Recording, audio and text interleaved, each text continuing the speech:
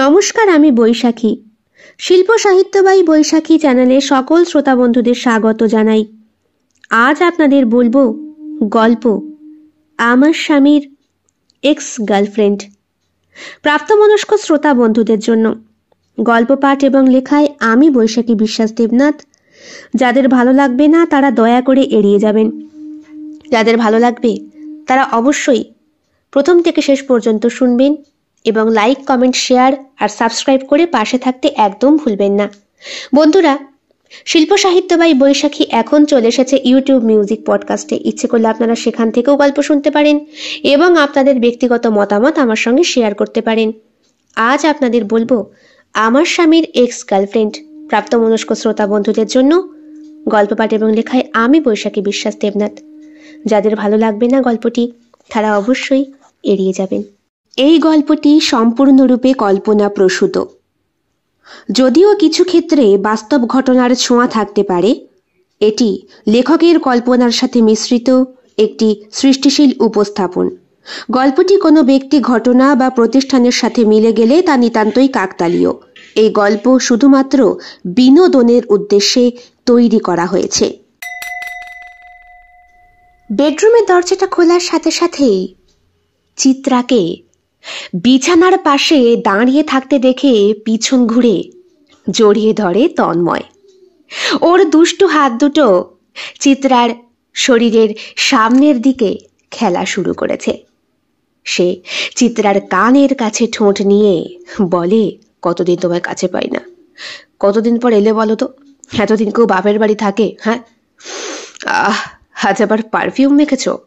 তোমায় বলেছি না ঘরে থাকতে পারফিউম মাখবে না। তন্ময়ের হাত তখন চিত্রার বুকের আঁচলে সরিয়ে ব্লাউজের হুক খুলতে শুরু করেছে। আজ কিন্তু আর পারছি না, প্লিজ। বাড়িতে কেউ নেই, আমি দরজা বন্ধ করে দিয়ে এসছি গ্রিলের। প্লিজ আমাকে আর উপসী রেখো না। দেখো কতদিন তোমাকে একটু আদর করি না। দেখি এ কি, তুই তুই এখানে? দরজার কাছে চোখ পড়ে তন্ময়ের। চিত্রা হাতে চায়ের কাপ নিয়ে দাঁড়িয়ে ঠকঠক করে কাঁপছে। সামনে রয়েছে সুস্মিতা। কেমন সারপ্রাইজ দিলাম বল? তুই তুই আমায় আগে বলবি তো? আগে বলার সুযোগ দিলে তো। বাবা, বউ ছাড়া এক দণ্ডও চলে না। চিত্রা, তোমার বরকে সামলাও। দেখো তোমার কাপড়টা পরে জাস্ট একটু দেখছিলাম কেমন লাগছে। তুমি আবার কিছু মনে করলে না তো ভাই? হ্যাঁ, আমার আবার পছন্দের জিনিসটা চেখে না দেখে শান্তি হয় না কি না? না না, আমি কেন কিছু মনে করব? আসলে ঘরে ঢোকার আগে আমারই একবার নক করা উচিত ছিল। কখন এলে তুমি? এসেই তো শুরু করে দিয়েছিল। ব্লাউজের ওপর হাত দিয়ে সেগুলোকে ঠিকঠাক করার চেষ্টা করছিল সুস্মিতা। আঁচলটা ঠিক করে গায়ে জড়িয়ে তন্ময়কে ধাক্কা দিয়ে বলে, কি রে, বউয়ের গন্ধ টের পাস না নাকি? হ্যাঁ, পারফিউম তো সবসময় আমি মাখি। বাবা, কি হ্যাংলা ছেলে। দাঁড়া, আজকেই সব বন্ধুদের গিয়ে বলে দেব তন্ময় বিয়ের পরে বউ পাগলা হয়েছে। তন্ময় বিস্ফারিত চোখে চিত্রার দিকে তাকিয়ে। চিত্রা বলে, এই নাও সুস্মিতা দি, তোমার আদা দিয়ে দুধ চা। হ্যাঁ থ্যাঙ্কস, কতক্ষণ চায়ের তেষ্টা পেয়েছিল। এই তন্ময়, দাঁড়িয়ে আছিস কেন? বস, তোরই তো বেডরুম। তন্ময় চিত্রার দিকে আগিয়ে যায়। নিজের স্ত্রীর পটল চেরা চোখ দুটোর মধ্যে টলমল করা জলের খেলা, সেইটা তন্ময়ের দৃষ্টি এড়ায় না। সে চিত্রার হাত ধরে নিয়ে যায়। সুস্মিতার দিকে তাকিয়ে বলে, বাড়াবাড়ির একটা সীমা আছে, বুঝলি? চাপ বাবা, আমি আবার কি করলাম? চায়ের কাপটা হাতে সুস্মিতা সঙ্গে সঙ্গে উত্তর দেয়, এই চিত্রা শোনো। চিত্রার হাত ধরে তন্ময় ডাকে। চিত্রা বলে, ছাড়ো, লোকজনের সামনে কি শুরু করেছো? কি ভাববে? তুমি শোনো, পরে কথা হবে। সুস্মিতা দি, তুমি আর কিছু নেবে? না গো, যা দেবার তন্ময় দিয়ে দিয়েছে। যাক, তোমরা কপত কপতি এখন টাইম কাটাও। আর এই কাপড়টা আমি একটু নিয়ে গেলাম, খুব পছন্দ হয়েছে তো। এইটা আমি আজকের অফিস পার্টিতে পরবো, 2 দিন পর এসে দিয়ে যাব। তন্ময়, একটু সাবধানে থাক। যাকে তাকে পেছন থেকে জড়িয়ে ধরার আগে অন্তত একবার পরখ করে নে তুই কাকে ধরছিস, বউকে না অন্যের বউকে। হাসতে হাসতে সুস্মিতা ঘর থেকে বেরিয়ে যায়। তন্ময়ের যত রাগ গিয়ে পড়ে চিত্রার ওপরে। কি ব্যাপার, তুমি তুমি এত রাতে ওকে কেন ঢুকতে দিয়েছো? এত রাতে মানে? সবে তো বাজে 8টা। আমি কি করব? তুমি কখন এসেছো? আমি এসেছিলাম ওই 4টে 4:30 নাগাদ। ফ্ল্যাটের সব কাজ করলাম। এই কদিন বাপের বাড়ি থেকে বুঝি আমারও মন খারাপ হয়নি তোমার জন্য। বাবার শরীরটা একটু সুস্থ হয়েছে, তাই ভাবলাম তোমাকে সারপ্রাইজ দেবার জন্য চলে আসি। চাবি তো থাকেই। আমি ঠিকঠাকভাবে আসছিলাম জানো তো, হঠাৎ করে মোড়ের মাথায় গাড়িটা দাঁড় করিয়ে দিল সুস্মিতাদি। কি করে বুঝলো কি জানি আমি রয়েছি। আমাকে বলল আজ আসবে। আমি জানি তুমি সন্ধে সন্ধে বাড়িতে ঢুকে যাও, বললাম এসো। ঠিক 6:30 পৌনে 7টা নাগাদ এলো। গল্প গুজব করছিল আমার সাথে। এরপরে বাইরে গাড়ির শব্দ হতেই আমাকে বলল চা খাবে। আমি তো জানতাম ওটা তোমার বাইকের শব্দ, কিন্তু আমি সত্যি অপদস্থ হয়ে পড়েছিলাম গো। তুমি আমাকে বুঝতে পারলে না। জানি অনেকদিন পর এসেছি, তুমিও চাও আমিও চাই, কিন্তু তবুও দেখো আমার মাথা ঠিক ছিল না।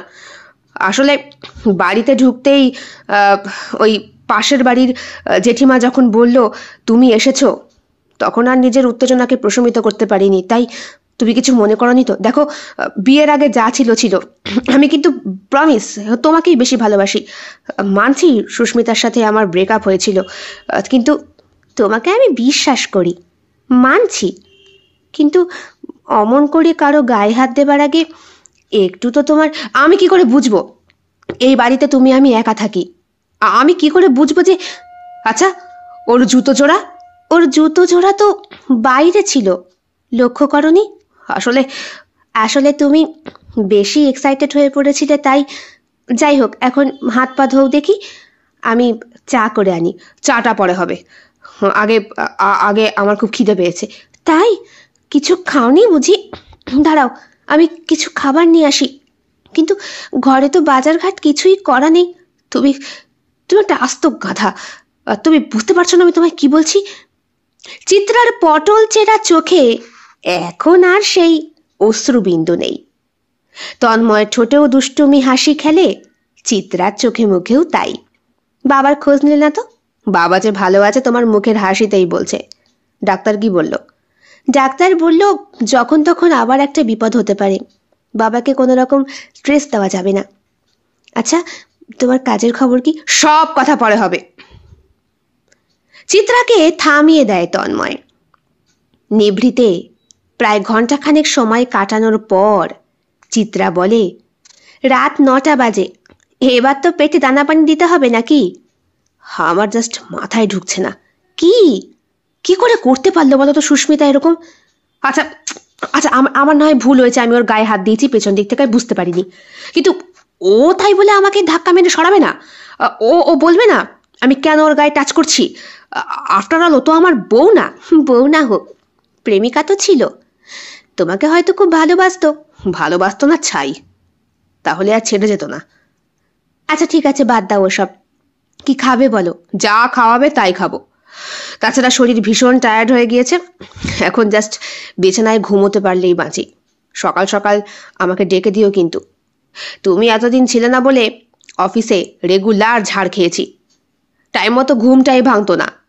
অ্যালার্ম দিয়ে শুতাম, কিন্তু অ্যালার্মের পরের যে ঘুমটা, ওটা আরো বেশি গাঢ় হতো। এতই গাঢ় যে অফিসে কেস খেয়ে খেয়ে একেবারে কেস জন্ডিস হয়ে গেছে। খাতায় রেড কালি উঠে গেছে। বলো কি? হ্যাঁ, চটজলদি কিছু একটা করো লক্ষ্মীটি, সিদ্ধ সাদ্দা যা হয়। আমি একটু ফ্রেশ হয়ে টিভিটা খুলে বসি। তা বরং ভালো, আমিও যাই, রান্নাটা চাপিয়ে দিই বুঝলে। চিত্রা আর তন্ময়ের বিবাহিত সংসার। বছর 3 হয়েছে ওদের দাম্পত্য জীবনের।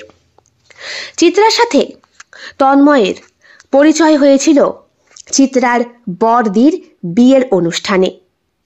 তন্ময় বরযাত্রীদের পক্ষ থেকে এসেছিল, কেমন যেন খুঁড়তুতো সম্পর্কের, অর্থাৎ চিত্রার দিদির যিনি স্বামী তার খুঁড়তুতো ভাই।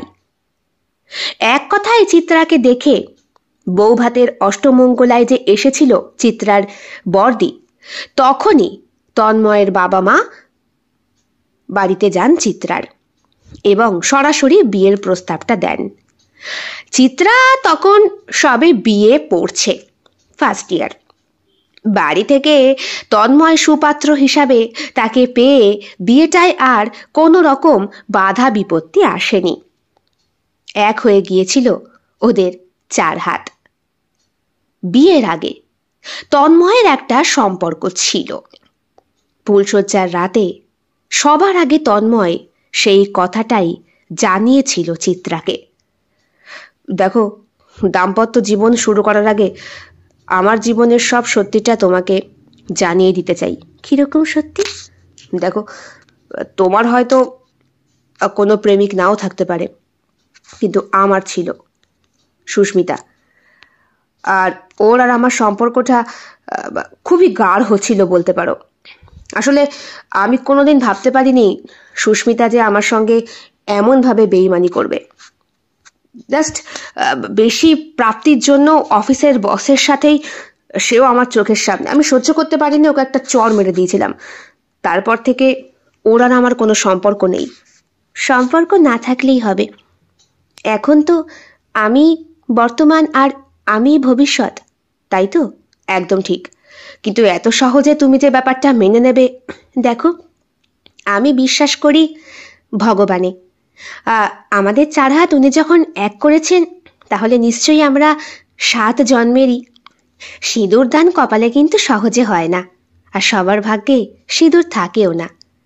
আমার কপালে যখন উঠেছে, তখন তোমার আমার নিশ্চয়ই 7 জন্মের সম্পর্ক। চিত্রার কথায় মুগ্ধ হয়ে গিয়েছিল তন্ময়। চিত্রা বলেছিল, আমার তোমার সাথে স্বামী স্ত্রীর সম্পর্কে কোনো আপত্তি নেই, কিন্তু তুমি যদি সময় চাও অবশ্যই সময় চাইতে পারো। আমি তোমার কাছে শুধু একটাই পারমিশন চাই, অন্তত বিয়েটা পাশ করতে চাই। তার আগে আমরা পরিবারের পরিকল্পনা করব না। একদম তাই হবে, তাই হবে। সত্যি আমার মনে হচ্ছে আমি 7 জন্ম তপস্যার পরে তোমায় পেয়েছি। তন্ময় চিত্রাকে বুকে জড়িয়ে ধরেছিল। পরম শান্তির নিঃশ্বাস ফেলেছিল 2 কপোত কপতি। তারপরে সময়টা কেটেছে স্বপ্নের মতো। চিত্রার পড়াশোনা প্লাস সংসার। গত 2 বছর শ্বশুর শাশুড়ি সঙ্গেই ছিলেন। শাশুড়ি মা চিত্রাকে এতই ভালোবাসত যে চিত্রা বাপের বাড়ি ছেড়ে বাবা মায়ের অত স্নেহধন্য ছোট কন্যা হয়েও এই বাড়িতে পা দিয়ে এতটুকু বাবা মাকে মনে পড়ে না তার। শ্বশুর মশাই তো চিত্রা অন্ত প্রাণ। ওই বিকেলবেলা কলেজ ফেরত চিত্রার হাতে দুধ চা না খেলে ওনার পোষায় না। সেই চিত্রার জন্য সকালে ঘুম থেকে উঠে রুটি সবজি তৈরি করা, টিফিন দেওয়া, খাবার করা সব শাশুড়িমা একা হাতে করতেন। এই তো চিত্রার যেবার ফাইনাল পরীক্ষা হলো, সেইবারই উনি বাড়ির চাবি চিত্রার কোমরে গুজে বললেন, তোমার ইচ্ছে ছিল নাকি গ্র্যাজুয়েশনটা কমপ্লিট করা? তন্ময় বলেছে, আরও কি চাও পড়াশোনা করতে মা? করতে পারো, তাতে আমাদের কোনো আপত্তি নেই। কিন্তু কি বলো তো, গ্রামের বাড়িটাও তো পড়ে রয়েছে। এই বুড়ো বুড়িকে এবার যেতে দাও মা, আর কদিন থাকলে হয় না? হয় হয়, থাকলে তো হয়, কিন্তু ওদিকে 7 সম্পত্তি যে ভূতে খাবে রে। আজ আমরা যাই, বুঝলি, আবার আসবো, থেকে যাব 6 মাস, তখন আবার তাড়িয়ে দিবি না তো? এতটাই গভীর সম্পর্ক ছিল শ্বশুর শাশুড়ির সাথে। যদিও ওনারা চলে যাবার পর তন্ময়ের দুষ্টুমি বেড়েছে শত গুণ। চিত্রাকে যখনই সে রান্নাঘরে কাজ করতে দেখতে পায় তাকে তুলে নিয়ে আসে জোর করে। কোনো সময় মেয়েটাকে ঠিক করে গুছিয়ে কাজ করতে দেয় না, আবার বেশি কাজ করলে ওর নরম হাত দুটো নিজের গালে ঘষতে ঘষতে বলে, ইস হাতে কড়া পড়ে গেছে, এই হাত কলম ধরার, খুন্তি ধরার না, তুমি যাও তো। বাবা মা বিয়ে দিয়েছে, সংসার করতে দিয়েছে তো, তাছাড়া চাকরি বাকরি কেন করব আমি? তোমার যোগ্যতা নেই আমার পেট চালানোর? সে তো আছে, তাহলে তুমি ইনকাম করবে, আমি ঠ্যাংয়ের ওপর ঠ্যাং তুলে বসে বসে মাংস ভাত খাবো কবজি ডুবিয়ে। আর শোনো, প্রত্যেকবার বিবাহবার্ষিকীতে একটা করে সোনার গয়না আমার কিন্তু চাই চাই। সবই ঠিক আছে, কিন্তু আমার কি চাই তুমি জানো তো? সে মশাই আমার জানা আছে, তোমরা শুধু ওটাই বোঝো। এই তুমি যাও তো, আমি এখন চুমু দিতে পারবো না, যাও বলে তাড়িয়ে দিয়েছিল চিত্রা। সুখী দম্পতি, কারো যেন নজর না লাগে এমনভাবেই সংসারটাকে সাজিয়েছিল চিত্রা। ওদের 3 বছরের বিবাহবার্ষিকী সেলিব্রেট করতে গিয়েই বিপত্তিটা ঘটল। রাতে শুয়ে শুয়ে প্ল্যান করেছিল ওরা দুইজন কপত কপতি।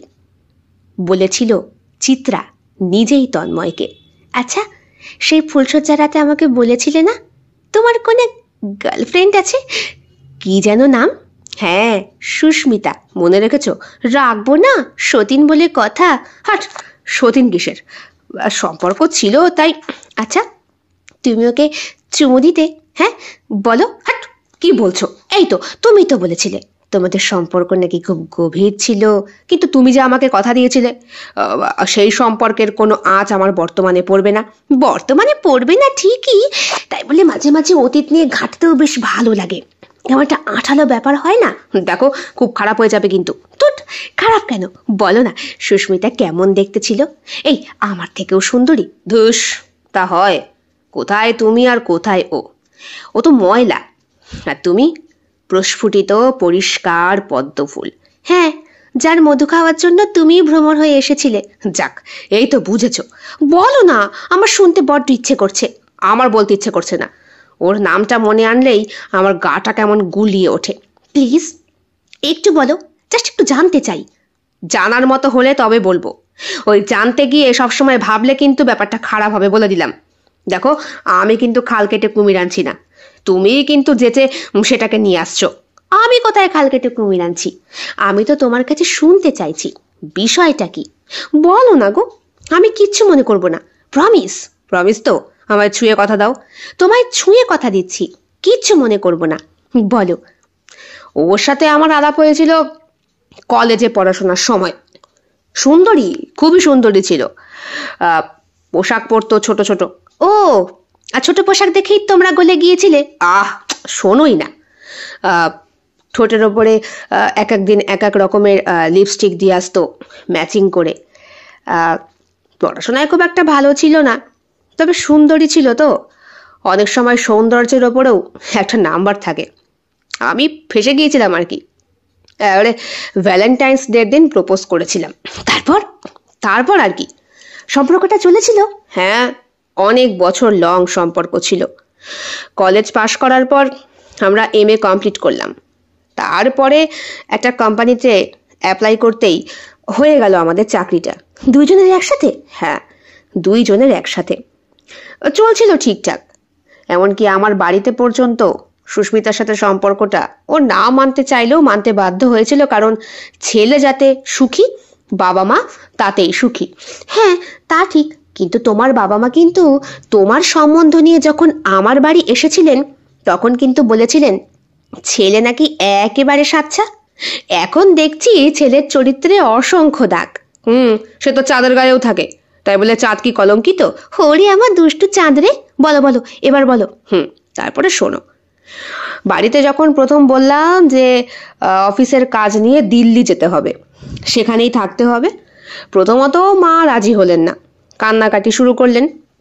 বাবা মাকে জ্ঞান টান দিয়ে বললেন যে ছেলের উন্নতি করতে গেলে নাকি দূরে পাঠাতে হয়। মায়ের আঁচল ছেড়ে ছেলে বেরিয়ে যাবে আর মা সেটা মুখ বুজে সহ্য করবে, তা তো কখনো হতে পারে না। মা বললেন বাড়ির কাজের মাসি, খেন্তি মাসি, উনি আমার সঙ্গে সঙ্গেই নাকি থাকবে। এদিকে আমি তো পড়লাম মহা বিপদে। সুস্মিতার বাড়িতেও সুস্মিতা একই কথা বলেছে, আমরা ঠিক করেছি দিল্লিতে গিয়ে নিজেরাই একটা ভাড়া বাড়িতে দুইজনে মিলে থাকবো। ওরে শয়তান, লিভিনে ছিলে তোমরা? হ্যাঁ। ইস, সরো, আমার গায়ে একদম হাত দেবে না। কেন? 2 নম্বরই কোথাকার, সেকেন্ড হ্যান্ড মাল। কথাটা হেসে হেসেই বলে চিত্রা, কিন্তু তন্ময়ের মুখটা কেমন যেন ফ্যাকাশে হয়ে যায়। কি হলো, রাগ করলে? দেখো, তোমার কথা শুনে আমার খুব ভয় করছে কিন্তু চিত্রা। ভয়? কিসের ভয়? তুমি এমন করে রিয়াক্ট করছো, তাতে মনে হচ্ছে তুমি আমার উপর ভীষণ রাগ করছো। আর এসব শুনে, না না, নিজের কাছে সবসময় স্বচ্ছ থাকা ভালো। তুমি তো ফুলসজ্জার রাতে আমার কাছে সবটা স্বীকার করেছো। আমি এখন একটু ভেঙে চুড়ে ব্যাখ্যা করে শুনতে চাইছি আর কি, ভালো লাগে, বুঝলে? তুমি প্রমিস করো তুমি কিছু মনে করবে না। সে তো আগেই করেছি, বলছি তো কিছু মনে করবো না, বলো না। তারপরে দিল্লিতে চলে গেলাম, কিন্তু খেন্তি মাসি তো বিপদ ঘটালো।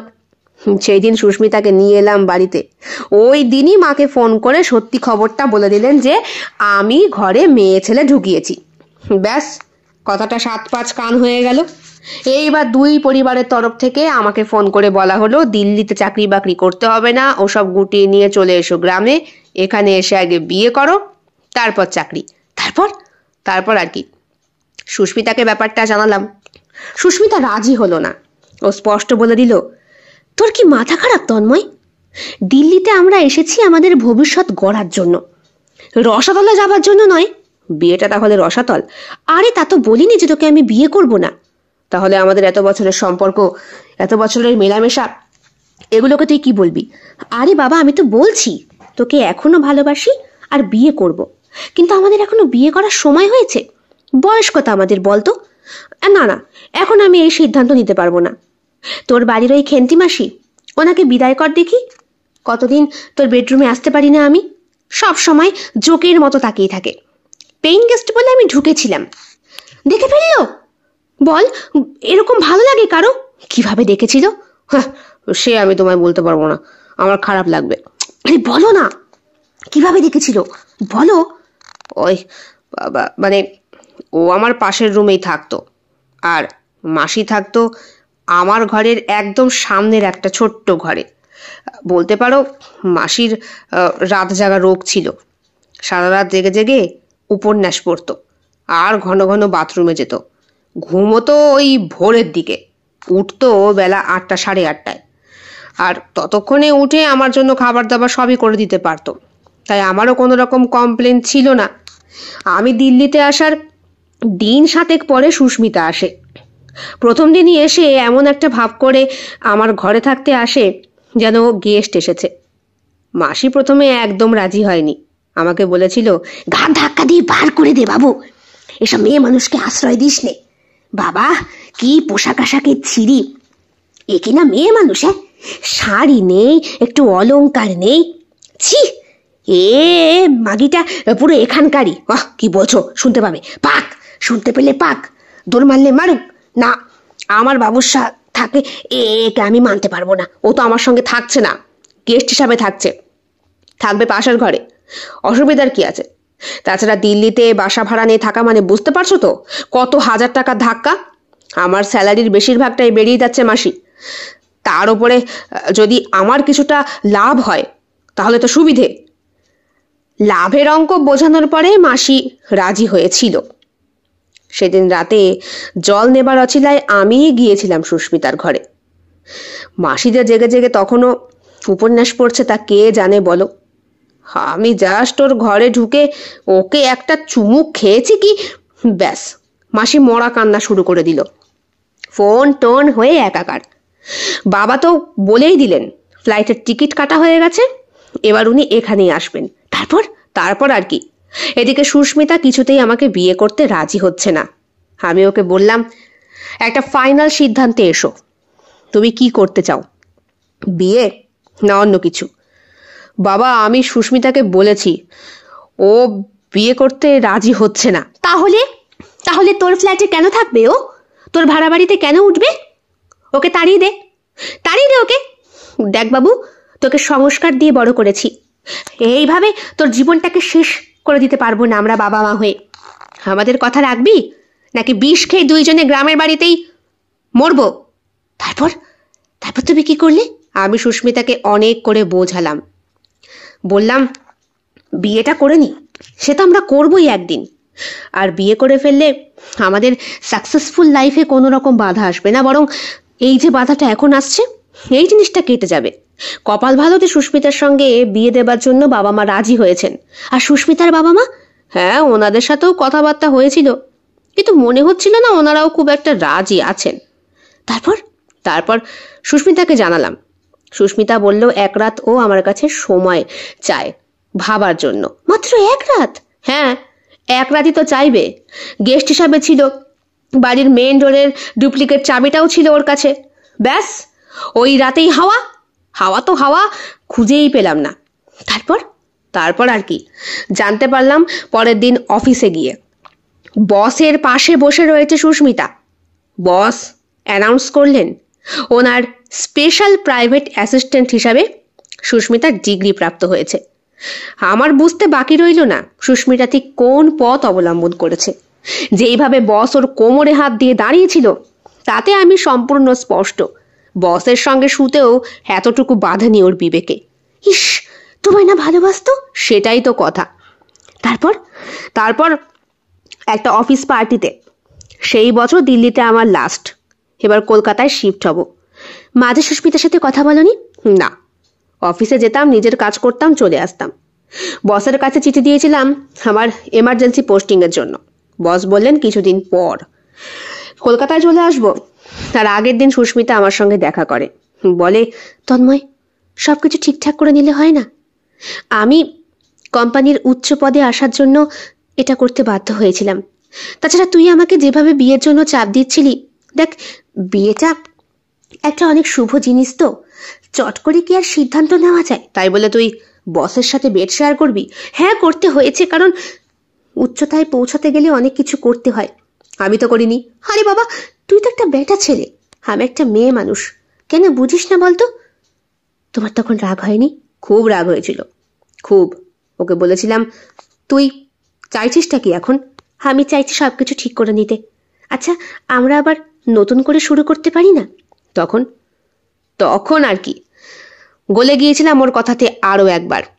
বলেছিলাম বাবা মাকে রাজি করানো এবার সম্ভব হবে না, এবার যা কিছু হবে আমাদের পালিয়েই করতে হবে। তারপর তারপর তাতে সে রাজি হয়েছিল, কিন্তু যেদিন আমাদের দিল্লি থেকে কলকাতায় চিরদিনের জন্য অফিসে ইস্তফাপত্র জমা দিয়ে চলে আসার কথা, সেই দিনও সুস্মিতা ওর আসল রূপ দেখিয়ে দিল। এলো না? না, এলো না। তুমি কি করলে? হ্যাঁ, আমি খেন্তি মাসিকে নিয়ে চলে এলাম। এখানে এসে নতুন কোম্পানি জয়েন করলাম। জানতে পারলাম সুস্মিতা বসকে বিয়ে করেছে, এবং বসকে বিয়ে করার দরুন ওনার যাবতীয় প্রপার্টি ওর নামে চলে এসেছে। সুস্মিতার কি এমনই প্ল্যান ছিল? হতে পারে। ও হয়তো চেয়েছিল বসের প্রপার্টি সবকিছু নিয়ে তারপরে আমার কাছে ফিরে এসে আমাকে বিয়ে করতে। তারপর ততদিনে আমার তোমাকে ভালো লেগে গেছে। কি করব, আমার তখন ভাঙা হৃদয়। আমি তখন ভাবছি আমার একটা কপতি দরকার সংসার বাঁধার জন্য। যত সব মিথ্যে কথা, এখানে মিথ্যে এক চিলতে নেই, সব সত্যি। তার মানে এখন দেখতে পাচ্ছি পুরো দোষটাই সুস্মিতার। তোমার তো কোনো দোষই ছিল না, সত্যি ছিল না। বিশ্বাস করো। হ্যাঁ, এখন তো বিশ্বাস করতেই হবে, কারণ তোমার কাছ থেকেই তো শুনছি একতরফা।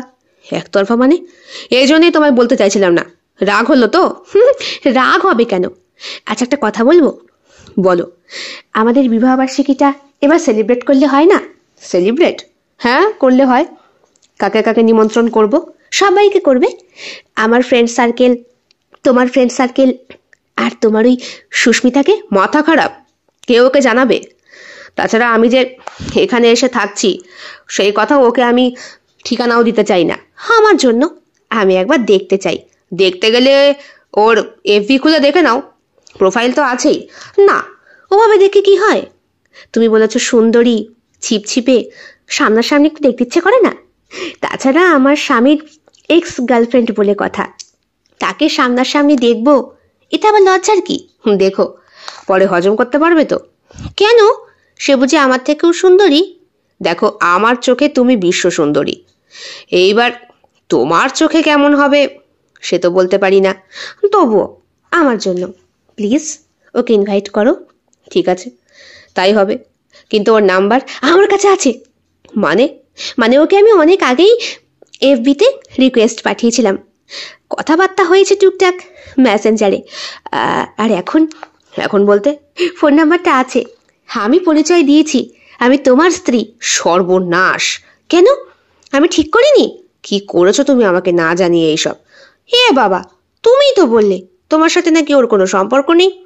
তাহলে তবুও এসব ছেলে মানুষই করার আগে আমায় একবার বলবে তো।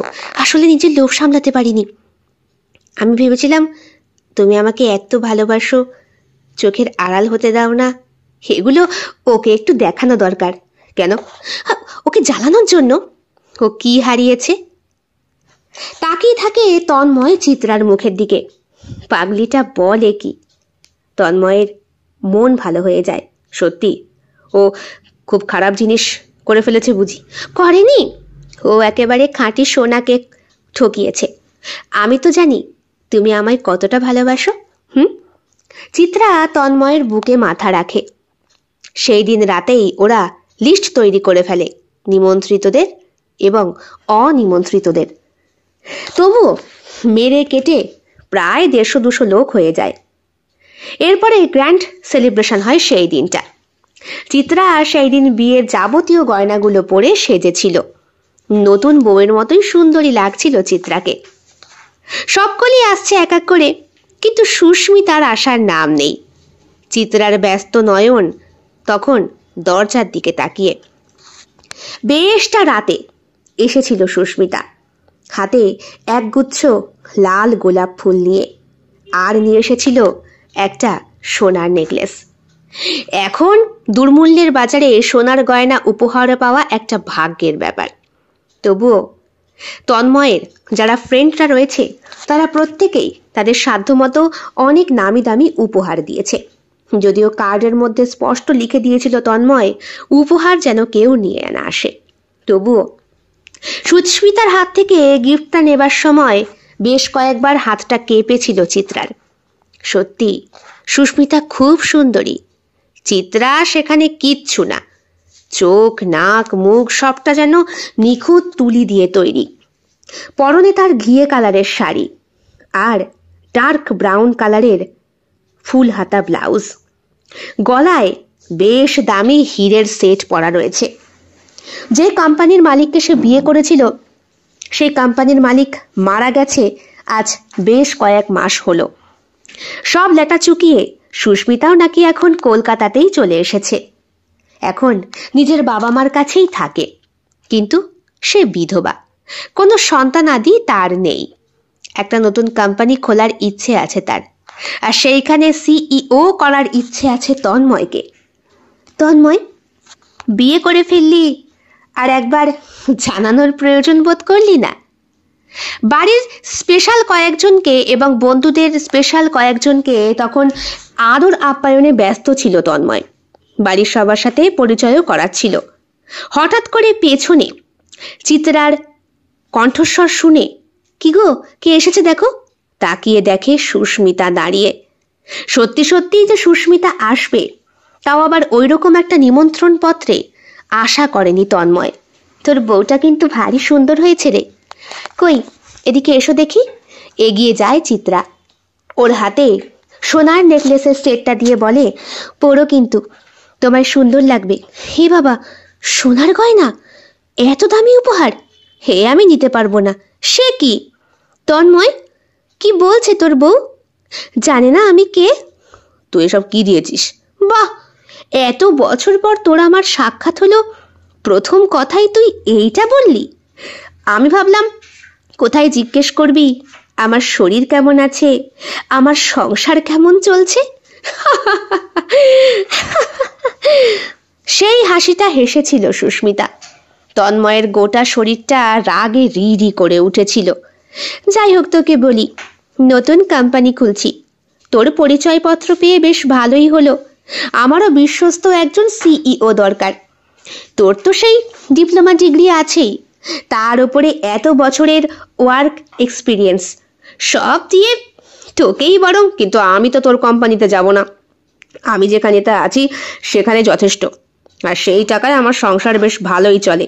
বাবারে, হাতের লক্ষ্মীকে পায়ে ঠেলিস না তন্ময়, ভুলে যাস না আমার এখন পাওয়ারও আছে, অর্থও আছে, আর আমার কথাতে অনেক কিছুই সম্ভব। সে হয়তো সম্ভব, কিন্তু এরকম কেন করছো? উনি আমাদের গেস্ট, ভালোভাবে কথা বলো প্লিজ। কথাটা বলেছিল চিত্রা। তন্ময় তারপরে সংযত হবার চেষ্টা করেছিল, তবে তন্ময়ের বাবা মা চিত্রার পাশে সুস্মিতাকে দেখে বেশ খানিকটা বিরক্ত হয়েছিলেন। শাশুড়ি তো বাড়ি থেকে যাবার আগে বলেছিলেন, খাল কেটে কুমির ঢোকাচ্ছ কিন্তু, খবরদার, নিজের স্বামীকে সামলে রেখো। মা, তোমরা কেন আমায় আগে বলনি? ওর যে এমন একটা এক্স ছিল। বিয়ের আগে এমন অনেকেরই থাকে, কিন্তু তাকে ডেকে ডেকে ওই মাছের ঝোল ভাত খাওয়ানোর মানেটা আমার ঠিক মাথায় ঢুকলো না বৌমা। চুপ করে তাকিয়েছিল চিত্রা শ্বশুর মশাইয়ের দিকে। চিত্রা আসলে দেখতে চেয়েছিল তন্ময়ের প্রতি এখনো সুস্মিতার সেই টান আছে কিনা, অথবা তন্ময়ের সুস্মিতার প্রতি। খেলার ছলে দেখতে গিয়ে চিত্রা বুঝতেও পারল না কত ভয়ানক বিপদ সে যেচে ডেকে নিয়ে আসলো। তারপর থেকে প্রায় দিনই যাতায়াত করত সুস্মিতা চিত্রার বাড়ি, যদিও তখন তন্ময় ঘরে থাকতো না। কিভাবে যেন গন্ধ শুকে টের পেয়ে যেত ওই সময়টায় তন্ময় ঘরে নেই। আজ হঠাৎ করে এইভাবে ওকে দেখে বেশ খানিকটা অবাক হয়ে গিয়েছিল চিত্রা। যাই হোক, খাওয়া দাওয়াটা সেরে নাও, ওঠো। রাতের রান্না কমপ্লিট। পরের দিন সকালে উঠে যেতে হবে তন্ময়কে। অফিসে জরুরি কাজ আছে। কি রান্না করেছো? ডিম সিদ্ধ, আলু সিদ্ধ, ডাল সিদ্ধ, ভাত। চটপট খেয়ে নাও তো। খাবারটা খুব ভালো হয়েছে। তোমার কোথায়? এই তো নিয়ে আসছি, এই তো বসেছি। কি যেন বলছিলে? আমি তো কিছু বলিনি। ভালো হয়েছে? খুব ভালো হয়েছে। বলছি একটা কথা। কি? ওই সুস্মিতা দি ফোন করেছিল। সুস্মিতা? তোমাকে? কেন? হ্যাঁ, ওই আমার কাপড়টা ফিরিয়ে দেবে তাই। হ্যাঁ, সে তো কোন পার্টিতে পড়বে তাই। পার্টিতে পড়া হয়ে গেছে? হ্যাঁ, বললো তোমাকে গিয়ে নিয়ে আসতে। আমি কেন নিয়ে আসবো? ও পড়ে গেছে, ও এসে দিয়ে যাবে। দেখো, আমাকে প্লিজ এসব রিকোয়েস্ট করো না, আমি পারবো না। বা ঠিক আছে, আমি বলেছি তোমার কাজ আছে, তুমি যে পারবে না, ওই এসে দিয়ে যাবে। শোনো চিত্রা। বলো। আমার খুব ভয় করছে। কিসের ভয়? আমাদের আমাদের দাম্পত্য জীবন শেষ করতে আসছে কিন্তু ওর ওর ওর ওর এই ভয়ানক হাসিটা আমি সহ্য করতে পারছি না চিত্রা। চিত্রা, আমি তোমায় হারাতে পারবো না, বিশ্বাস করো। আমি তোমায় ভরসা করি, বিশ্বাসও করি, আর আমি জানি তুমি আমায় ঠকাচ্ছ না। আজকের ভুলটা সম্পূর্ণ সুস্মিতা দির ছিল, আমি সেটা বুঝতে পেরেছি। এই বিশ্বাসটা আমার ওপর রেখো, তাহলেই হবে। রাত্রে খেয়ে দিয়ে শুয়ে পড়ে দুইজনে, কিন্তু চিত্রার কেমন যেন চোখে ঘুম নেই। শুধু বারবার মনে হচ্ছে 3 বছর ধরে চিত্রার সাথে সংসার করছে তন্ময়। চিত্রার উচ্চতা, চিত্রার দৈহিক গঠন, চিত্রার গায়ের গন্ধ, সবটাই তো তন্ময়ের জানা। তা সত্ত্বেও একটা মানুষ এত বড় ভুল করলো কি করে? পরের দিন সকালে তাড়াতাড়ি ঘুম থেকে উঠে কোনো রকম নাকে মুখে গুঁজে তন্ময় বেরিয়ে যায়। চিত্রা সিদ্ধান্ত নেয় সে সুস্মিতার বাড়ি থেকে নিজেই নিয়ে আসবে শাড়িটা। সুস্মিতাও ওর ফোন নাম্বার এবং বাড়ির ঠিকানা দিয়েছে। দুপুরবেলার দিকে মোটামুটি সেজে গুজে চিত্রা ঘাড়ে ব্যাগটা নিয়ে বেরিয়ে যায়। ফ্ল্যাটে তালা দেবার আগে পাশের বাড়ির জেঠিমাকে ডেকে বলে যায়, জেঠিমা, আমি একটু বেরোচ্ছি, এই সল্ট লেকের দিকে যাব, ও এলে বলে দিও কেমন? আচ্ছা মা, সাবধানে যেও। বেরিয়ে যায় চিত্রা। একটা ট্যাক্সিতে ওঠে এবং রওনা দেয়। কিছুক্ষণ পর সে সুস্মিতার ফ্ল্যাটের সামনে এসে পৌঁছায়। দরজার কলিং বেল প্রেস করতেই সুস্মিতা দরজা খোলে। হোমা, তুমি? এসো এসো, ভেতরে এসো। আমার কি সৌভাগ্য, তন্ময়ের বউ শেষ পর্যন্ত আমার বাড়িতে এলো। বাবা, বিরাট বাড়ি তো তোমার সুস্মিতা দি। হ্যাঁ, আমার স্বামীর রেখে যাওয়া। বসো বসো, এখানে বসো। তুমি কি সবসময় বেরঙিন শাড়ি পরো সুস্মিতা দি? কি করব ভাই, জীবন থেকে সব রং নিয়ে যে মানুষটা চলে গেলেন। তুমি অত বয়স্ক মানুষ দেখে বিয়ে কেন করেছিলে? প্রশ্নটা করে ফেলে চিত্রা। সুস্মিতা বিরক্তি নিয়ে বলে, সব প্রশ্ন কি সব জায়গায় করা উচিত, নাকি সব উত্তর আমিই তোমায় দেব এটাও তুমি প্রত্যাশা করো? চিত্রা মাথা নিচু করে বসে। কি খাবে বলো? কিছু খাবো না, খেয়ে এসেছি। তাই? সে তো বুঝতেই পারছি। কতদিন পর তন্ময় এলো। তা ও কি গেছে কাজে, মানে অফিসে, নাকি ফ্ল্যাটেই? না না, ও তো অফিসে গেছে। আসলে আমি বাপের বাড়ি ছিলাম বেশ কদিন। বাবা অসুস্থ ছিল। এখন সুস্থ হয়েছেন মেসোমশাই? হ্যাঁ, কিছুটা। তবে ডাক্তার বলেছে কোনো রকম মানসিক আঘাত উনি নিতে পারবেন না।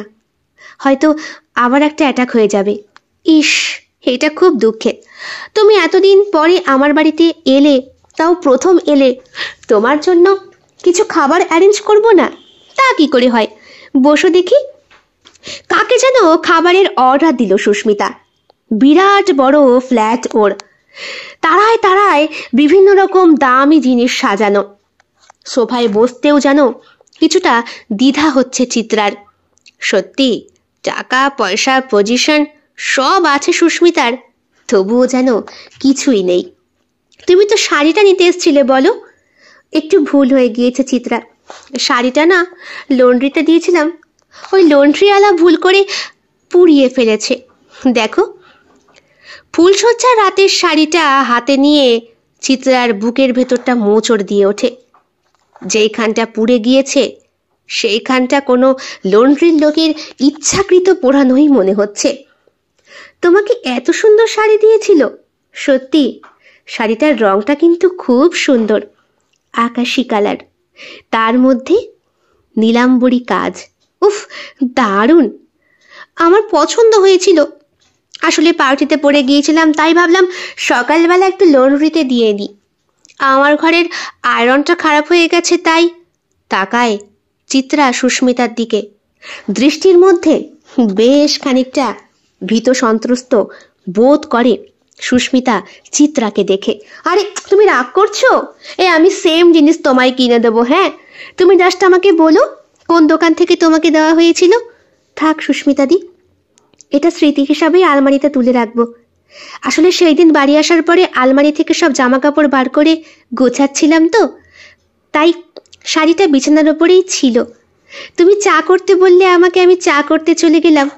আর তুমি যে কাপড়টা পরেছো তা তো আমি লক্ষ্য করিনি। লক্ষ্য করলে আমায় পরতে দিতে না বলো? যতই হোক তোমার বউ ভাতের শাড়ি বলে কথা। না মানে। হঠাৎ করে দরজার কলিং বেলের শব্দ হয়। দরজা খুলে সুস্মিতা সহাস্য বদনে বলে, এই নাও, তোমার জন্য খাবার অর্ডার দিয়েছিলাম, চলে এসেছে। আসলে আজকে আমার বাড়ির মেয়েটা আসেনি, তাই ভাবলাম তোমাকে কিছু তো খাওয়াতেই হবে। হে বাবা, আমি তো এসব খাই না। কি বলছো? আজকালকার বাচ্চা মেয়ে এসব খাও না মানে? বসো। পিৎজা অর্ডার করেছিল সুস্মিতা। রান্নাঘরে গিয়ে খাবারটাকে সুন্দর প্লেটে সাজিয়ে নিয়ে আসলো। তুমি খাবে না? আমি বাবা ওসব খাই না। তবে তুমি যখন বলছো তখন। খাবারটার পাশের থেকে একটা ছোট্ট টুকরো তুলে নিল সুস্মিতা। একটা কামড় দিয়ে বলল, আসলে উনি চলে যাবার পর থেকে মাছ খাওয়া ছেড়েই দিয়েছিলাম, মাংসও খেতাম না। তবে তোমার বাড়ি থেকে আসার পরে মাংস খাবার ইচ্ছেটা ভেতর থেকে কেমন যেন আবার জেগে উঠেছে। কথা শেষ করে খাবারে একটা কামড় বসায় সুস্মিতা। চিত্রা এক টুকরো খেয়ে বলে, আমি বাড়ি যাই, শাড়িটা নেওয়া হয়ে গেছে তো আর ভালোও লাগছে না। আমি আসি সুস্মিতাদি। এসো। হ্যাঁ, সাবধানে যেও। গাড়ি নিয়ে যাবে আমার? গাড়ি আছে, এখন ড্রাইভারটাও আছে, বলে দেব? না না সুস্মিতাদি, তুমি যে আমার জন্য এতটা ভেবেছো তাতেই আমি ধন্য। বাইরে বেরিয়েই বুঝতে পারে চিত্রা ও শরীরটা কেমন যেন খারাপ করছে, মাথাটা ঘুরছে। এইসব কি অতিরিক্ত উত্তেজনার ফল? সুস্মিতার ঘরে ঢোকার পর থেকেই শরীরটা কেমন যেন লাগছিল। হয়তো নিজের স্বামীর গার্লফ্রেন্ড বলেই শরীরের মধ্যে এমন কোনো হরমোন নিঃসৃত হচ্ছে যাতে খারাপ লাগাটা জেগে উঠছে। সুস্মিতার বসা, সুস্মিতার সুন্দর শরীরটার দিকে তাকিয়ে বারবার মানসপটে চিত্রা কল্পনা করছিল তন্ময় আর সুস্মিতাকে একই বেডরুমে। ওরা নাকি মেলামেশাও করেছে। ভাবতে পারছে না চিত্রা তন্ময়কে সুস্মিতার সাথে, যদিও তন্ময় বিয়ের আগে মেলামেশা করেছে, সেটা জানিয়েছে। তবু এখন মনে হচ্ছে কেন করবে? ওর স্বামী, ওর অধিকার, কেন এতটা? হঠাৎ করে একটা বিরাট বড় আলো এসে চোখে লাগে চিত্রার, এবং রাস্তার মধ্যেই অ্যাক্সিডেন্টে 10 হাত দূরে ছিটকে পড়ে চিত্রা। তন্ময়ের কাছে ফোনটা যেতেই তন্ময় অফিস বন্ধ করে ছুটে আসে। হাসপাতালে ভর্তি চিত্রা। ডাক্তার এসেছেন, এমার্জেন্সিতে দেখছেন। আচ্ছা, এখানে চিত্রার হাজবেন্ড আমি। আপনি এসেছেন, আসুন আমার সঙ্গে। ও কেমন আছে ডক্টর? কেমন আছে ও? আপনার স্ত্রী বিষ খেয়ে আত্মহত্যা করার চেষ্টা করেছিল। হোয়াট? হ্যাঁ, আর সেই বিষের কাজ খুব চটজলদি হয়েছিল ওনার শরীরে। রাস্তার মধ্যে হয়েছে বলেই উনি গাড়ির ধাক্কায় ছিটকে পড়েন। মাথায় চোট লেগেছে। শরীর থেকে আমরা বিষ অনেকটা বার করে দিয়েছি, কিন্তু উনি যেটা খেয়েছেন সেই বিষে ওনার শরীরটা একটু একটু করে ভেতর থেকে খেয়ে নেবে। মানে সব শেষ হয়ে যাবে একটু একটু করে আপনার চোখের সামনে। লিভার, তারপরে কিডনি, তারপর হয়তো ধীরে ধীরে ওপরে উঠতে উঠতে হৃৎপিণ্ডটাও, এরপরে মস্তিষ্ক। কি এমন বিষ ডক্টর, যা যা ওষুধে ইঞ্জেকশনে মেটে না? রাসায়নিক সারের একটা বিষ। এ বিষ উনি কোথায় পেলেন আমি জানি না। উনি কি চাষার মেয়ে? দেখুন, যেহেতু এটা বিষ খাওয়া কেস, তাই আমাদের পুলিশে খবর দিতে হয়েছে। পুলিশ এসে আপনার স্ত্রীর কাছ থেকে জবানবন্দি নিচ্ছেন। যদিও উনি বারবার বলছেন উনি বিষ খাননি। আমরা চাই আপনি পুরো ব্যাপারটা ওনার সামনে স্বীকার করুন, আর এই বিষ উনি কোথায় খেয়েছেন অন্তত জানতে চেষ্টা করুন, না হলে কিন্তু বিপদ। এমনিতেই ওকে আমরা অনেকগুলো রিকভারি হওয়ার জন্য ইঞ্জেকশন দিয়েছি, তবে ওনার শরীর সেটা কিভাবে নেবে আমরা ঠিক বুঝে উঠতে পারছি না। কথাটা বলেই চুপ হয়ে যান ডক্টর সামন্ত। আচ্ছা, একটা কথা বলুন তো তন্ময় বাবু, আপনার স্ত্রী কি বেরিয়েছিলেন কারো সঙ্গে দেখা সাক্ষাৎ করতে? মানে আপনার কোনো এমন শত্রু আছে যে কিনা আপনার স্ত্রীর ক্ষতি করতে চায়, মানে শত্রুতা মেটানোর জন্য? তন্ময়ের মাথার তখন ঠিক নেই। পুলিশের কাছে এসেছে সে, পুলিশ জিজ্ঞাসাবাদ করেছে চিত্রাকে। চিত্রা স্পষ্ট জানিয়েছে তার স্বামী এতে জড়িত নেই, এবং সে এমন কিচ্ছু স্বেচ্ছায় খাবে না যাতে তার মৃত্যু আসন্ন। বিষ খেয়ে কেমন হয়ে গেছে চিত্রার শরীরটা, ফ্যাকাশে লাগছে, কপালে ব্যান্ডেজ করা, ঠোঁটের কাছটা সামান্য কেটেও গিয়েছে হয়তো ছিটকে পড়ার পর। কপাল ভালো যে ওর জীবন বেঁচে গেছে, কিন্তু ডাক্তার সামন্ত যা বললেন তাতে তো এটা স্পষ্ট যে একটু একটু করে চোখের সামনে চিত্রাকে মরতে দেখতে হবে। ইঞ্জেকশন পড়েছে, যদি সেটা ভালোভাবে কাজ করে তবে, তবুও রক্তে যেই বিষ মিশে গেল চিত্রার, সেই বিষ কি করে ক্ষরণ হবে? চিন্তা হচ্ছে তন্ময়ের। অসুস্থ চিত্রা চোখ খুলে তাকায়। পুলিশ এসে তন্ময়কে বলেছে আপনার স্ত্রীর জবানবন্দিটা নেওয়া থাকলো, আপনি কিচ্ছু করেননি উনি জানিয়েছেন, কিন্তু আমরা বুঝতে পারছি না এইরকম একটা বিষ যেটা উনি খেয়েছেন ওনার শরীরে ইনজেক্ট হয়েছে, সেটা কি করে পসিবল। চিত্রা, চিত্রা এখন কেমন আছো? কেমন লাগছে বলো? ভালো আছি। তুমি তুমি এতক্ষণ আসোনি কেন? বলে চিত্রা। ওরা ওরা কিভাবে আমার গলায় নল ঢুকিয়ে বিষ বার করলো, ব্লাড টেস্ট করলো। আমি বিষ কেন খাবো? আমি তো তোমার সঙ্গে সংসার করতে চাই, বলো আমি কেন বিষ খাবো? আমি তো সুস্মিতাদের বাড়িতে আমার শাড়ি আনতে গিয়েছিলাম, সেখানে। কি বললে? কি বললে তুমি? হ্যাঁ, তোমারই তো শাড়িটা আনার কথা ছিল, কিন্তু আমি তো ওর বাড়িতে শাড়িটা আনতে গিয়েছিলাম। বিশ্বাস করো, ও আমায় খাওয়ায়নি বিষ। ও পিৎজা অর্ডার করেছিল, তাও বাইরে থেকে। সেই ছেলেটা পিৎজা দিয়ে গেল। সুস্মিতা দি ওই পিৎজা নিয়ে আমাকে প্লেটে করে দিল, নিজেও খেলো। তাহলে ওরও তো হয়েছে, তাই না? ওরও হয়েছে। ওই যে পিৎজা দিয়ে গেছে যে কোম্পানি, তাকে ধরো, না হলে কি করে? তন্ময় চুপ। একদম চুপ। ওরা যখন পড়াশোনা করত তখন একবার সুস্মিতা বলেছিল কথাটা। সুস্মিতার কোন এক পিসে মশাই আছেন যিনি রাসায়নিক একটা সার খেয়ে আত্মহত্যা করার চেষ্টা করেছিলেন। সুস্মিতার সেই পিসির বাড়ি হবিপুর গ্রামাঞ্চলে। ওনারা এখনো চাষাভুষা মানুষ। বেগুন খেতে পোকা মারার জন্য বিষ দেওয়া হয়। সেই বিষ এমনই বিষ যা একটু একটু করে মানুষের শরীরকে পচতে সাহায্য করে। বাড়িতে কিনে আনা বেগুন প্রথম দিন কেটে রান্না করে তার ভেতরে বিষ পাওয়া যায় না বা পোকাও পাওয়া যায় না, কিন্তু সেই বেগুন দীর্ঘদিন বাড়িতে রেখে দিয়ে রান্না করলে কিছু কিছু ক্ষেত্রে তার ভেতরে কীটনাশক এবং পোকা দুটোই আবিষ্কার হয়। এটা কি করে সম্ভব? জিজ্ঞেস করেছিল তখন তন্ময় সুস্মিতাকে। তাহলে এইবার কি হবে? কি আর হবে, আমরা জানি পিসে মশাই বেশি দিন বাঁচবে না, তাও মিনিমাম কদিন। ওই একটু একটু করে শরীরটা পচে পচে শেষ হয়ে যাবে, দুর্বল হয়ে যাবে, রোগা হয়ে যাবে, তারপরে কিডনি থেকে শুরু করে একটা একটা করে সব কিছুকে ধরে ফেলবে। তোরা চিকিৎসা করাচ্ছিস না? ধুস, ওসব রাসায়নিক কীটনাশকের কোনো চিকিৎসা আছে নাকি? এ হলো বিষ, অন্তর্নিহিত বিষ, যেটা রক্তে মিশে মিশে মানুষকে শেষ করে। বুঝলি? তোরা পুলিশের সাহায্য নিসনি কেন? নেব পুলিশের সাহায্য? আমরা তো জানি উনি কি খেয়েছে। পিসির সঙ্গে ঝগড়া করে মরতে গিয়েছিল, মরল না, কিন্তু এখন আধমরা হয়ে থাকলো। বোঝ ঠেলা কেমন লাগে।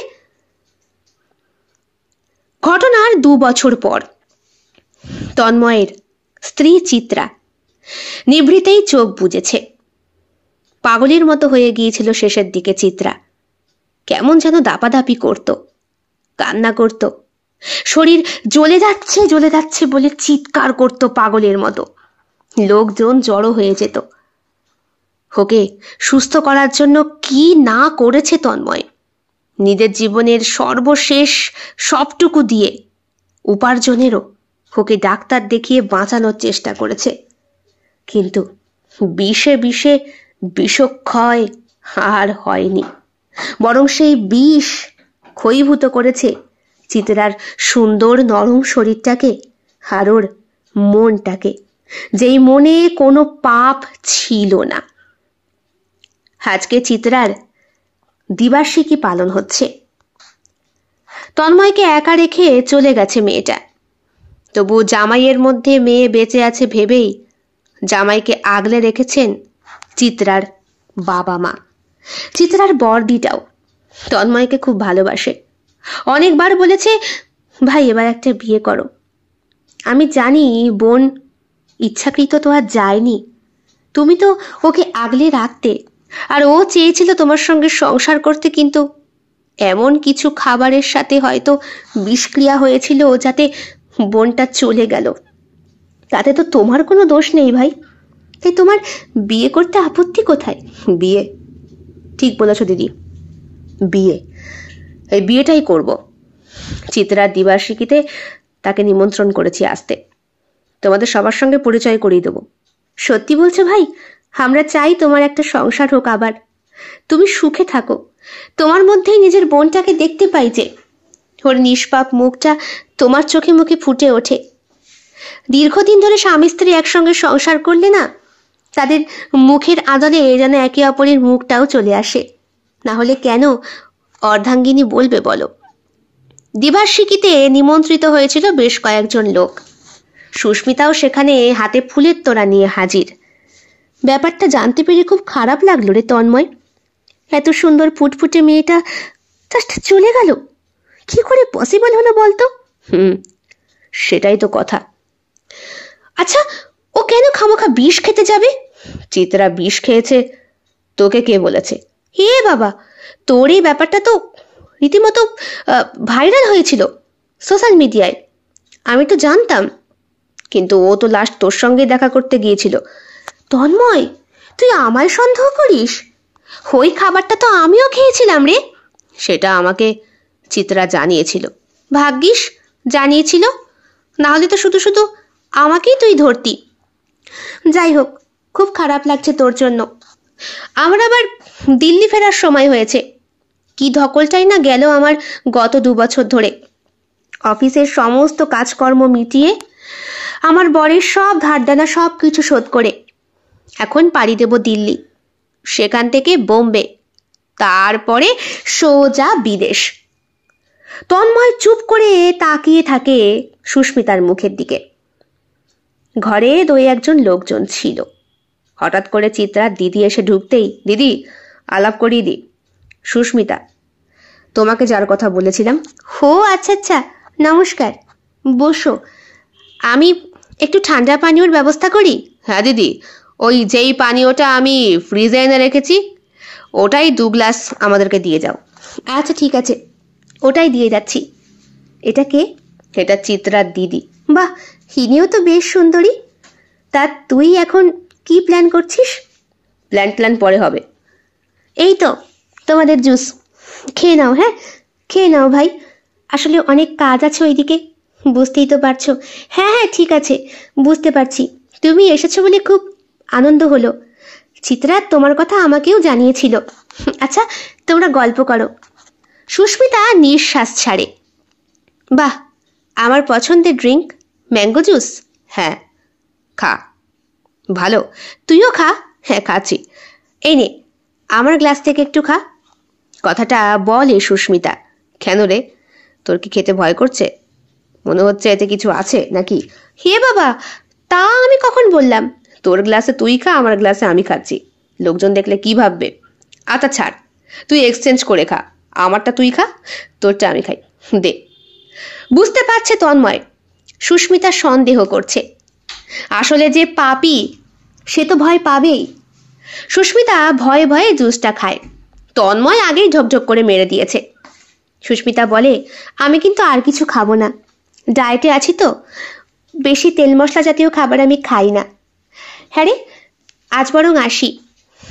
আর দেখা হবে কিনা এই জীবনে জানি না, তবে যদি কখনো দেখা হয় ভালো থাকিস কিন্তু, কেমন? হ্যাঁ হ্যাঁ, দেখা হয়তো আর হবে না, কিন্তু ভালো তো আমায় থাকতেই হবে, অন্তত চিত্রার কথা ভেবে, তা নয় কি? তা তো অবশ্যই। সুস্মিতা বেরিয়ে যায়।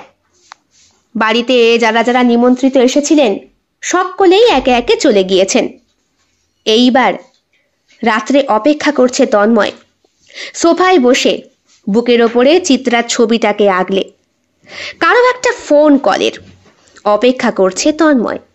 রাত 12টা, 12:30, ফোন আসে না, কিন্তু রাত 1টা নাগাদ সেই ফোনটা এলো। ফোনটা এলো হাসপাতাল থেকে। নমস্কার। নমস্কার, কে বলছেন? আমি সিটি নার্সিংহোম থেকে কথা বলছি। বলুন। বলছি একজন পেশেন্ট আমাদের ভর্তি হয়েছে, সুস্মিতা, ওনার শরীরে বিষক্রিয়া হয়েছে। তা গার্জিয়ান হিসাবে তো উনি কারো নাম বলতে পারছেন না, আপনার নাম্বারটা দিলেন, তাই মাফ করবেন, ওই নামে আমি কাউকে চিনি না। আর কি হয়েছে ওনার? আসলে ওনার শরীরে একটা বিষ পাওয়া গেছে, আর এতটাই পরিমাণে সেই বিষ যে ওনার মৃত্যু আসন্ন। কি বিষ? ওই রাসায়নিক কোনো সার হবে। উনি বলছেন উনি বিষ খাননি, কিন্তু বিষ খাওয়ার পরে সব পেশেন্ট এমন কথাই বলে। আমরা ওনার প্রোফাইল চেক করে জানতে পারলাম উনি দিল্লির এক প্রসিদ্ধ ব্যবসায়ীর স্ত্রী। ব্যবসায়ী মারা গেছে অনেক বছর আগে, সেও নাকি একই রকমভাবে ওই বিষ ক্রিয়াতেই মারা গেছে। ওরা বুঝতে পারছি না। দেখুন তাহলে হয়তো উনি ওনার স্বামীর জন্যই বিষ খেয়ে আত্মহত্যা করতে চাইছেন। নিজের জীবনের শেষটুকু স্বামীর সাথেই হয়তো পাপ মোচনের জন্য, মানে ঠিক বুঝতে পারলাম না। বুঝবেন না ডাক্তারবাবু, বুঝবেন না, আমি কোনো সুস্মিতা কাউকে চিনি না। আপনি ভুল নাম্বারে ফোন করেছেন। আপনি তো বললেন যে বিষ খাওয়া পেশেন্ট ভুলভাল বকে, বিষ খেয়েও বলে আমি বিষ খাইনি, তা নয় কি? হ্যাঁ সরি, মাফ করবেন, আসলে ভুল হয়ে গেছে স্যার। হ্যাঁ হ্যাঁ, ইটস ওকে। দ্বিতীয়বার ফোন করার আগে কয়েকবার ভেবে নেবেন। আর আমি আরও একবার বলছি, আমি কোনো সুস্মিতাকে চিনি না। কেমন লেগেছে আজকের গল্প? কমেন্ট বক্সে কমেন্ট করতে একদম ভুলবেন না। ভালো লেগে থাকলে অবশ্যই লাইক করবেন, কমেন্ট করবেন, শেয়ার করবেন এবং আপনাদের প্রিয় চ্যানেল শিল্প সাহিত্য বাই বৈশাখী সাবস্ক্রাইব করে বেল বাটন প্রেস করে পাশে থাকতে একদম ভুলবেন না বন্ধুরা। দেখা হবে খুব শিগগিরই আগামীকাল সম্পূর্ণ নতুন একটি ভিন্ন স্বাদের গল্পের সঙ্গে। আপনাদের সকলের উপস্থিতি একান্তভাবে কামনা করি। সকলে খুব ভালো থাকবেন, সুস্থ থাকবেন এবং একইভাবে সাহায্য এবং সহযোগিতার হাত বাড়িয়ে দেবেন। সবাই ভালো থাকবেন। শুভরাত্রি।